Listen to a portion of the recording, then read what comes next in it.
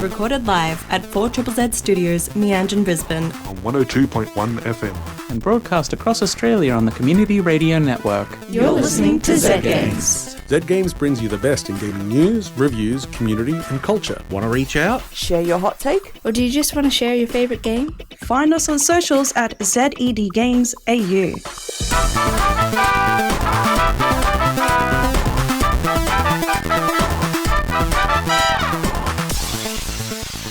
Hey. Hello. Good evening. You got to say it 3 times. You gotta say Good evening. There we go. Now we can start. This is Zed Games. Who goes there? Melee. Melee goes there. And I'm with Zed Games. And who goes there? Zara. And who goes there? I'm going here. I'm Tom. Nice. How are we all doing? I'm doing good. I was going to speak for the We've three all of us. gone here. We're doing good. Whether we like it or not, we're doing good. And kind of that's true because we're here tonight to talk to you guys about video games, talk about video game news. Why wouldn't we be good? Why wouldn't we be good? It's always a good time. It is. Video games are always a good time. Yes. Never bad. Never famously. I've had some bad times. No, mainly. No. There's only... I played a lot of League of Legends when I was younger. Okay, you know what? Yeah, Say you know less. what? That's the one exception. That's the one. Yeah, I thought so. What have we got in store for tonight? We have some amazing, exciting reviews. Mm-hmm. But first, like I said, I want to talk about some news. Do you guys want to talk about some news? I would love to talk about some news. Let's talk some news. It's news time, and I can't sing, so I'm sorry for doing my ditty, but I don't have the music. News time.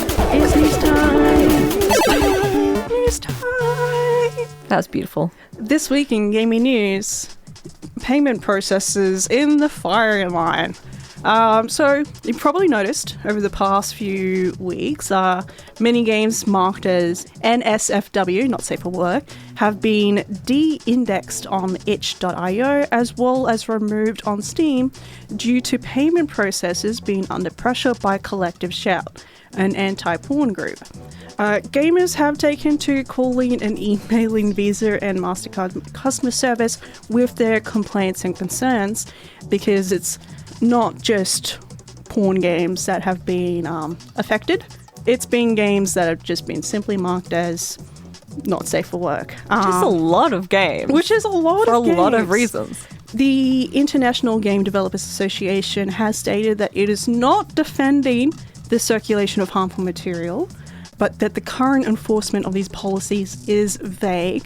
They are calling for clearer communications and guidelines, saying it's important that games as an artistic medium can tell stories about intimacy, pleasure, trauma, or identity.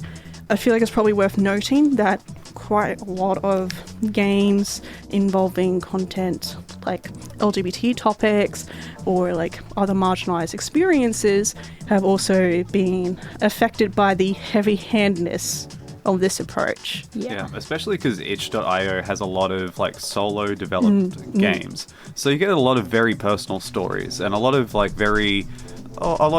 games that push the boundaries of expression and stuff. So there's going to be some risque topics. There's going to be some stuff that is not deemed like super advertiser friendly. Yeah, and you know that content isn't for kids. I think that pretty much goes without saying. But like, it is important to be able to have a space to talk about topics that aren't polite, are not easy to talk about. A lot of these stories are quite personal to these creators, and itch.io are now investigating alternative payment processes as we try and figure out what, I guess, this means for developers in the long term. Moving on, someone else will read this. The age restrictions. The UK has rolled out their Online Safety Act, which requires internet users to verify their age in order to access some websites, aiming to prevent children from accessing adult content or harmful content. However, gamers have found a workaround by using the photo mode in Death Stranding to fool the age estimation into thinking that they are 16 or older. That's some good face scanning tech right there. It's a good use. I think it's a testament to just how good Death Stranding 2 look and how good the photo mode is, and it is really good. Elle Fanning's signing up for a lot of online websites, apparently. But also the idea of age estimation. Just kind of like, oh, you look. Oh, I see some sadness in your eyes. You might, but in this economy, you might. But yeah, there's a lot of other actual methods for age verification as well.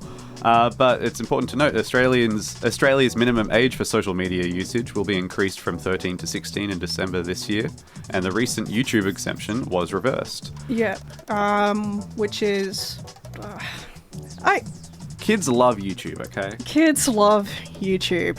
Without kids watching YouTube, the game that I'm going to review today might not have existed. Would any of us be here without YouTube? Yeah. I think I'd be outside playing sports, maybe. Which would be horrible. You're right, it would be Games horrible. does not talk about ball games. No. Like, that's not what we're talking about. No, we talk about all games except for those ones. Yes. I mean, like, have a discussion with your kid about internet safety. Always have a discussion with your kid about internet safety. Tell them how to identify creeps and weirdos, and tell them that it's okay to come to you if they run into a creep or a weirdo on the internet. Yeah, it's important to actually have involvement in, like, teaching kids how to access this sort of stuff. And because they'll find a way. They'll find a way. Get involved. Be part of it. Yeah. Sign up to Newgrounds. Sign up to Newgrounds. Like, get involved with what your kid is involved in, and see what's going on. But do talk to them about how to identify creeps and weirdos, because the kids will find their way onto the internet, and that's where the creeps and weirdos often are. We also don't really know how they're going to enforce the minimum age. How are they going to verify that? I mean, like, very young children have been getting onto social media sites anyway, because you can lie. Yeah. It's so They easy to will lie. always find a way around it. Yeah. Yeah. It's harder than it was when I was young, but like It was just like, I did it are then, you they'll 18 do or it. older? Tick yes or no. I had to do math. I had to work out what age Yeah. I was born. It's alright. It's easy for some. Nowadays, whenever I have to sign into a website and verify my age, I have to scroll a little bit to hit my perfect. No. That's So, painful. It's I think not I'm- the default. I'm there, or almost there. Yeah. It's like a half mouse wheel for me. It That's scares me a little bit that, like, the first year that can show up can be like 2010, and you're like, what? Not a real year. It's not. That The didn't happen. people from 2010 are babies. Still babies.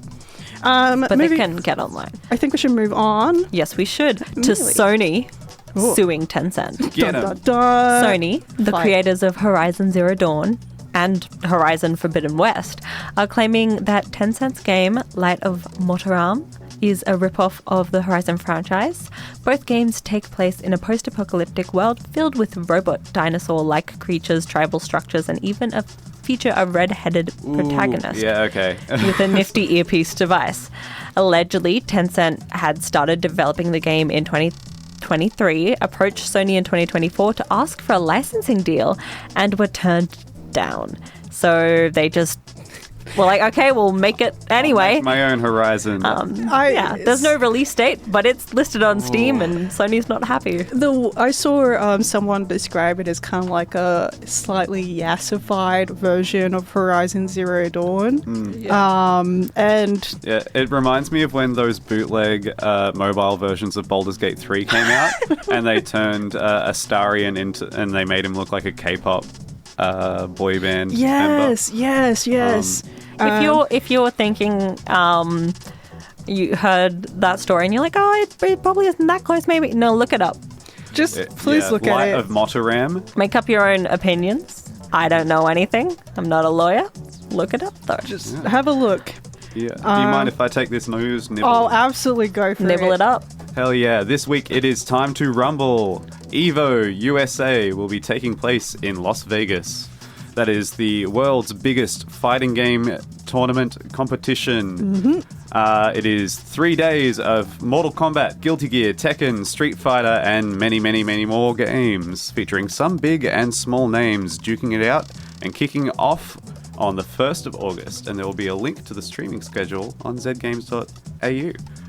Important to note, there's often some very cool little announcements. DLC characters and game reveals often happen. So if you Yeah. like fighting games, like your Smash Bros, your Street Fighter. Tekken's pretty hot right now. But I think there's going to have some the new Marvel Tag Fighter is going to be playable there. Ooh. So we're going to see some actual gameplay footage of that, which will be really nice. That would be pretty cool. It is kind of like, it is a more well-rounded event than just like fighting esports. They have like an artist alley, cosplay competition, indie devs showing off their games. It's a bit of an event, and definitely worth checking out. But do you know what else is also worth checking out? What's worth checking out? XL Esports. They will have their 7th battle this year on the 31st of July, also in Las Vegas, where XL Wizards solve a series of very creative problems in games entirely within XL. And I have shared a link to the live stream for tomorrow's battle. I forget about the existence of this every year, and then I hear about it, and it delights me so much. If you have not given it a watch, I highly recommend it. You don't have to know anything about XL to understand. They are elite athletes. It's crazy the kind of shortcuts that they've got figured out. It's just sincerely very, very creative thinking for a lot of them. So check it out. Even if you think it'll be boring, it won't be. And I say that with a large amount of confidence. And if you are feeling a little sleepy after that, then you've got the other stuff as well. Yeah, watch polygons punch other polygons. or get a game for yourself and pick it up. We've got some upcoming games. Oh, what have we got? July 31st, we've got Cook Serve Forever coming to PlayStations, Xboxes, Switches, and PCs. All the good ones. No offense to you, mobile gamers. There's mobile gamers out there. Take that, Google Stadia. Is it Google whatever? Dead Take is coming to PC. Heartworm is coming to PC. Machina is also coming to PC. And Time Flies is coming to PS5, Switch, and PC. On August 1st, Wonder Stars is coming to PC and Switch. And on August 4th, Cato's Post Office is coming to PC, and I'm very excited for that one. Cato's Post Office is a Brisbane game. It's so cute. If you've got plans on the 4th, you don't have plans anymore. It's just Cato. It's very cute. You play as a little cat. I've got to check it out at the delivering mail in your little town. Oh, it's from so your cute. post office. You are Cato. Be Cato. A weekly dose of science on 4ZZZ is now available as a podcast. I learned that you can hear the difference between different water temperatures when they're poured. I'm going to pour one after the other into a different glass, and you have to tell me which one is which temperature. I've got a hot and a cold. Right, here's the first one. Any thoughts? Yeah, I'm saying cold. It sounds cool. Yeah. Yeah? Okay. Here's the second one.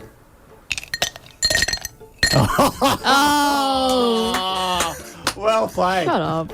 Search No Idea 4ZZZ on your favourite podcasting app. That's spelled KNOW, like no idea. It's a visual pun on an audio platform. I don't know why we did it. We are Zed Games, and we're here to talk about games. Whoa. In particular, Video games. Tom's going to talk. In particular, sorry, that Tom's was a bad going to setup. Yeah, sorry. In particular, one game in particular. Reviewing games. That is this week. Oh, are we not doing the jingle? Oh, you want a jingle? I thought we would cancel jingle. Oh, we don't have to cancel jingle. I mean, it just makes me feel a bit special. And Okay. Oh, that's valid. there. Hey. What? Yeah, you're right. I'm sick of this one. Jingles. Cancelled.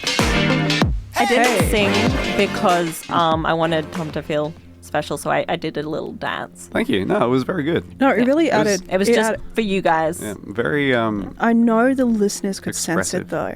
I hope you could. Yeah, there was a lot of aura. Now, the game I'm going to talk about today is called My Friendly Neighborhood. This is a game that is developed primarily by two brothers named John and Evan Szymanski. They are creators of the Secret Agent Wizard Boy and the International Crime Syndicate, which I reviewed recently as well. Yeah. So this game did originally come out in 2023 for PC, but it has finally hit modern consoles and is readily accessible now as of 2 weeks ago. Nice. So the game is a first-person view survival horror game complete with gunplay. Oh, scary. And one thing that you'll really notice when you see this game visually, that is My Friendly Neighborhood, is that it kind of fits in the mascot horror genre. Now, for those of you at home, mascot horror, the big front man on that is the Five Nights at Freddy's style game. Arf, arf, arf, arf, arf. Thank you. Those are the video games that have a primarily like a children's style character that is kind of creepy in a horror way and has a lot of tropes that it carries with that. For a long time, those mascot horror games were like essentially made just for people to... Silent Hill. No, there's no real children's mascot. Oh, actually, there's Robbie the Rabbit. But no. It's more like games where it's like accessible for children or younger audiences, teens, tweens, because they are watching their favorite YouTuber get spooked by the jump scares when they play it on their Let's Play channels. And over the years, a lot of the games in that genre, the mascot horror genre, focused on getting those jump scares and those shock moments and building up lore within the games where it's like there's not much story, so similar to Dark Souls, you need to scour at every bit of the environment to find the lore. Thanks, game theory. And My Friendly Neighborhood seems that way because the premise of this game is that you are playing as Gordon, who is a maintenance man. He's been given the job to disconnect an antenna in a defunct TV studio, which has started broadcasting old episodes of its television show, My Friendly Neighborhood. And that show is essentially a send-up of like a parody of Sesame Street and other Muppets media. So you are venturing through this compound that has a hotel, a defunct hotel. It's got a defunct play park and a sound stage where they filmed the episodes. And as you're playing through, all you want to do is you're just a grumpy, gruff maintenance man. You want to shut off the antenna and cut the broadcast. But then the Muppets start talking to you. You meet Ricky the sock puppet, who kind of tries to convince you not to do it. And then you meet other fully grown Muppets that are the size of humans. They're the size of you. And they will come and attack you. Sorry. I hate how you phrased fully grown Muppets. Oh, that has horrifying implications. Like the sock puppet is like the infant stage, and it's sort of like chrysalises or... No, Ricky the sock puppet is kind of the leader of the gang. Oh, okay, so... Their baby king? He's like the boss baby. The Kermit of the crew. I see. He's the boss baby. Yeah, in a way. You can't take this from me. No nonsense as a boss baby. But instead, you're meeting up with all of these other mascots as they try and attack you as you venture through this studio, this television studio, and you're trying to just access the roof so you can shut off the antenna. And it plays very similar to like a BioShock or an early Resident Evil 7 with the first-person shooting style gameplay. Because you actually get some pretty cool weapons in this game. It's instead of getting a pistol, you get what they call the stenographer, which has a reel of letters on it. So you're shooting them not with bullets, but as you pull the trigger, it fires off letters of the alphabet into them. So bullets in this game are letters of the alphabet. Because, of course, it's like Sesame Street, learn the alphabet sort of thing. And there's some pretty fun names for these weapons. I won't spoil all of them, but there is my favorite one. So there's this stenographer, which is the pistol. The grenade is called the punctuation. Yeah. Which is like... That feels that's correct. Perfect for a grenade, because is it a full stop? Is it the end? Is it the exclamation? because it's like, or do you like throw it around a corner and close your eyes and hope for the best? Question mark. The interrobang. Yeah. It feels appropriate. It's pretty fun. So the game has some pretty cool character design. They feel like real Muppets.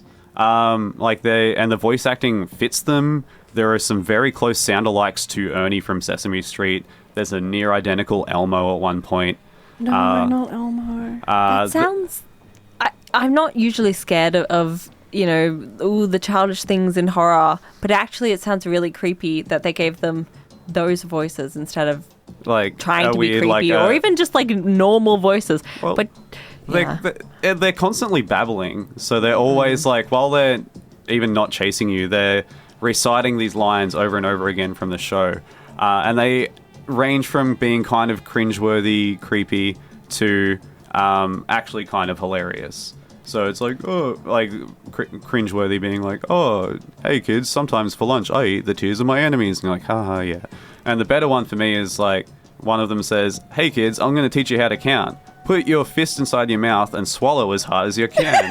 That's one fist in your stomach. Then put the other one in your mouth and swallow as hard as you can. There you go, 2 fists in your stomach. I'm like, that's actually very funny. I don't want to kill this. And it's correct. Muppet. Like, that is definitely a way to count. But yeah, there are some like very much strong references to survival horror tropes. These Muppets don't stay down once you shoot them or hit them with your wrench. The only way to permanently take them out of action is to wrap them up in duct tape. And whilst they are wrapped up, when you go back into that room, they won't be standing, but they will still be babbling and reciting those lines. Ooh. So Can't they feel are. bad for them. You can't stop these Muppets. They're going to keep going. So a lot of the gameplay requires you to backtrack through these areas over and over again and search through these levels for keys and items to fill in a puzzle. So you want to be choosing when you want to take these guys out of action permanently, which is a very classic Resident Evil style trope thing. My issue with the game is where it doesn't pick up all the good stuff from those old survival horror games, which is the signposting for those games. When you play a modern day survival horror, it's very clear what you're looking for. If you go into an area and you're trying to find the keys that are going to open this door, where it's like, you need 2 halves of this giant crest, or it's like, geez, I'm missing the elevator buttons for this elevator. Like, we've all seen that before. Yeah. In this game, one of the first major areas in the game is the set of My Friendly Neighborhood, which is like the Sesame Street style set with a couple of houses and shop fronts. And you have to navigate around enemies and explore for a long time. And as you do, like, you start finding these like letter blocks after beating enemies and getting through rooms. And I was like, what are these actually for? Like, I have no idea where I'm going to or what my goal is. I'm just going through whatever door is unlocked. And then for a while, there were no more unlocked doors, and I had all these blocks. I'm like, what the hell is this even for? And I'm picking up these files, and instead of the files in like an old Resident Evil game, it'd be like, this lab is like, it'd be a scientist saying, if you want access to my lab, you're not going to get into my computer. I've hidden the password on the underside of my desk or whatever. In this game, it doesn't have that. They've got files that explain the lore of the show and the history of the studio, but they don't have like, hey guys, I locked, the door won't actually open unless we put all of these number blocks in a row.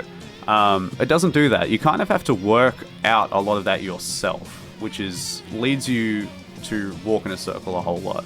So my issue with it is, whilst the game is probably a good level of scary for a young child looking to get into spooky mascot horror games, the actual gameplay is quite difficult, because I don't know how they're going to navigate through these areas. I don't know how they're going to beat these enemies. So that bit's challenging. That's a pickle. But there is some good stuff that they've picked up from recent survival horror games. Like, on your map, if the room is coded red, there's still pickups and stuff. Or if it's blue, you've cleared out everything. So that's very nice. And I do like the horde mode that you unlock at the end, and you unlock goofy cheats throughout the game, and that's really fun. And overall, I was pretty satisfied with the ending. So that is My Friendly Neighborhood. That is available on PS5, PC, and Xbox consoles. Pick it up. Get into it. Yeah, shoot Get some Muppets murdered. with some letters. Shoot some Or Muppets murder with some them letters. with letters. Yeah. Whatever you want to do. Maybe that gruff Gordon will H-I. develop a heart of gold when he has to M. help these Muppets. NMNOP. QRSTV, WXYZ. Okay. Just had, we couldn't let it. Yeah. All right. There's the error. I love that. Love, Sorry, that was a lot of Muppet ranting. No, that's No. valid. There's some deep cut Muppet references in there too. You just gotta play it to get it, I guess. They reference Dark Crystal in there. It's pretty good. Oh. and we've got another little adventure for you. Number 2. I got it. By Siesta Studio.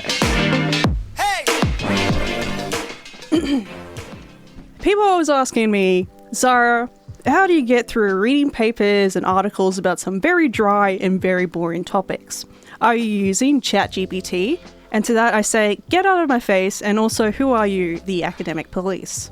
In case you're all wanting to actually know, I employ similar techniques to those TikToks of an AI voice reading a Reddit post while Subway Surfer gameplay plays in the background. I play games. I'm going to talk about the desktop idle gardening game, Desk Garden by Siesta Studio. And I'm going to start with the art style for this game. It's all grid-based, overlaid on your screen so you can work amongst your garden. Each tile is beautiful and detailed with really satisfying, vibrant colors and shapes that just click together well. It snaps together almost, and you can really shape your garden as it grows on this grid.